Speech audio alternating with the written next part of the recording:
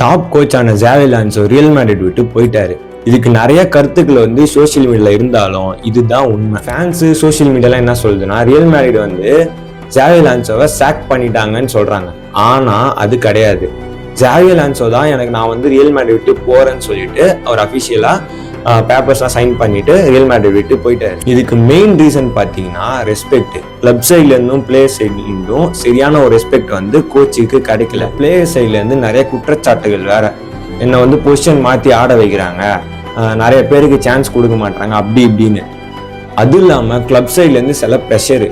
இவ்வளோ மேட்ச் ஆடியும் நிறைய match loose பண்ணதுனால கிளப் சைட்லேருந்து கொஞ்சம் ப்ரெஷர் போட்டாங்க. இவர் என்னதான் இருந்தாலும் நம்ம கோச்சு கொடுக்க வேண்டிய ரெஸ்பெக்டை கொடுத்து தான் ஆகணும். லாஸ்ட் மேட்ச் 2-1 ரியல் மேட்ரிட் ஜெயிச்சாங்க. ஆனால் வினிசியஸ் அவ்வளோ திட்டிட்டு தான் கோச்சை. அதுவும் இல்லாமல் தேர்ட்டில் எம்பாப்பே அவன் ஒரு சம்பவத்தை பண்ணிவிட்டான். என்னன்னா சூப்பர் கப்பு பார்சிலோனா வின் பண்ணிட்டானுங்க 3-2ன்னு. அப்போ அந்த நேரத்தில் காட் ஆஃப் ஆனர் பண்றதுக்கு வந்து ஜாவி லான்சோ வந்து டீம்மேட்ஸ் எல்லாம் கூப்பிட்டுருக்காரு. அதுக்கு நம்ம டேர்ட்டில் நாங்களாம் வரமாட்டோம், நீ வந்துரு, நம்ம வந்து ட்ரெஸ்ஸிங் ரூம் போயிடலான்ற மாதிரி யாருமே மூவ் பண்ணல. எல்லாரும் வந்து டேர்ட்டில் சொல்றதை கேட்டு அங்கேயே ஸ்டாப் பண்ணிட்டாங்க.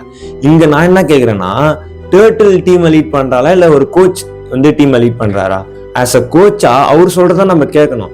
தலைவன் மானஸ்தான் அவன் வந்து மேட்சை முடிச்சுட்டு நேராக வந்து காட் ஆஃப் ஆனர் பண்றதுக்கு போறான். அதுவும் ஒரு சாதாரண கோச் கிடையாது, டாப் கோச்.